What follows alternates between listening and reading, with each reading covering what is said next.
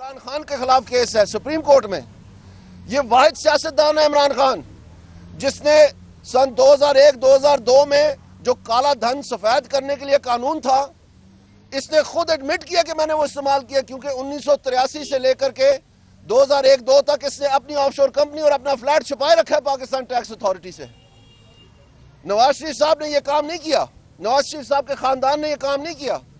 اور یہ جو جہانگیر ترین ہے اس کا سیکرٹری جنرل جو خود ان کے اپنے الیکشن کمیشنر نے کہا کہ یہ ووٹ خرید کے اپنی پارٹی کی تباہی کر کے وہ بنا ہے اور اس کو ختم کر دینا چاہیے اس کی رکنیت کو, وہ سند یافتہ کرپٹ ہے. اس نے ایس سی سی پی میں 7 کروڑ روپیہ غلط منافع واپس کیا جو اپنے نوکروں کے نام سے کاروبار کیا ہے. پرائم منسٹر کے بارے میں کوئی ایسی بات نہیں ہے.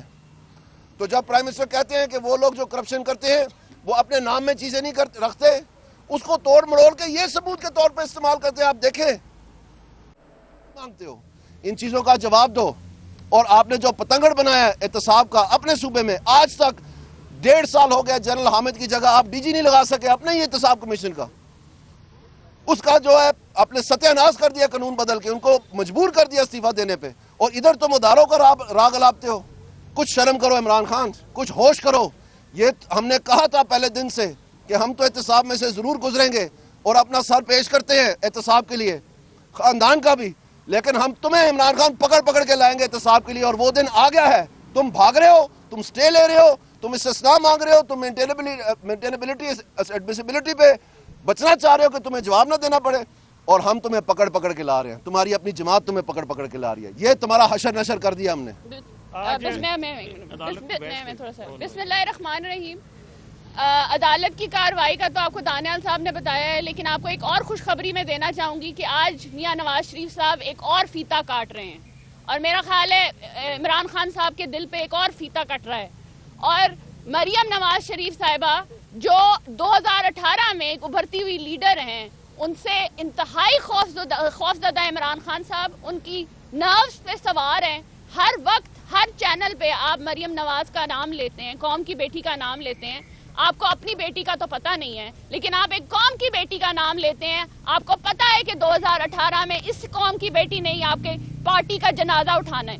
دوسری بات یہ ہے کہ دیکھیں میاں نواز شریف صاحب کی کو استثناء مانگتے تھے. میاں نواز شریف جو کو کہتے تھے کہ استثناء مانگتے ہیں, میاں نواز شریف نے استثناء نہیں مانگی, عمران خان نے استثناء مانگی ہے. ہم نے تو پوچھا ہے منی ٹریل بتا دیں الیکشن کمیشن میں, ہمیں تو منی ٹریل نہیں بتائی جا رہی. ہم نے تو پوچھا ہے عمران خان صاحب ہمیں تلاشی دے دیں, ہمیں تو وہ تلاشی نہیں دی جا رہی. لیکن مریم نواز کا نام آپ کے نروز پہ سوار ہے کسی طرح.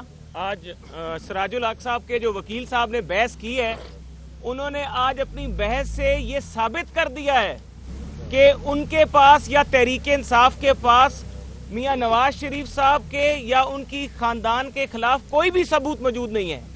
ان کی جو بحث تھی وہ تو ایک مضحکہ خیز میرے خیال سے ایک سین تھا جو کہ عدالت میں آج سب نے دیکھا ہے. اور میں سمجھتا ہوں کہ اس کے بعد سراج الحق صاحب اپنے وکیل کو شاید فیس نہ دیں.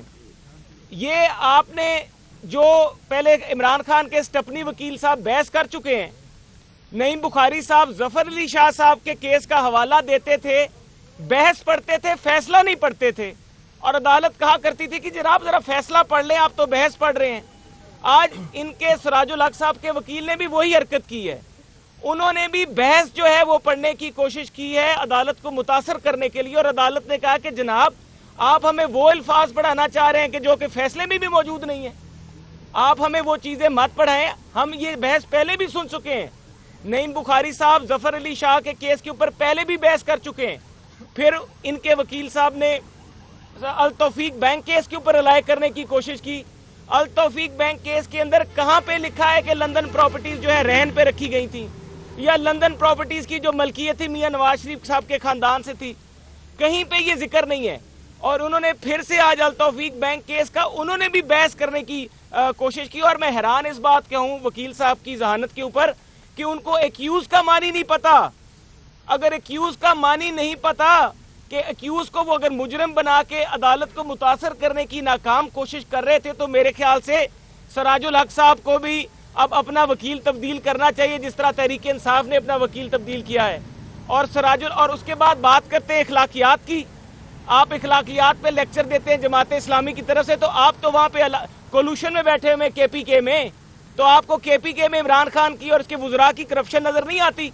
यहाँ पे सुप्रीम कोर्ट में तो आप चाहते हैं और कहते हैं कि जी करप्शन का खात्मा होना चाहिए, अदारे मजबूत होने चाहिए, तो वहाँ पे सिराजुल हक साहब आपकी अपने सूबे के जहाँ पे आपकी हुकूमत के जिसका आप हिस्सा हैं, वहाँ के चेयरमैन एहतसाब ब्यूरो ने इस्तीफा दिया आपके वुज़रा की करप्शन की वजह से, तो उसके ऊपर भी एक रेफरेंस फाइल करें ना।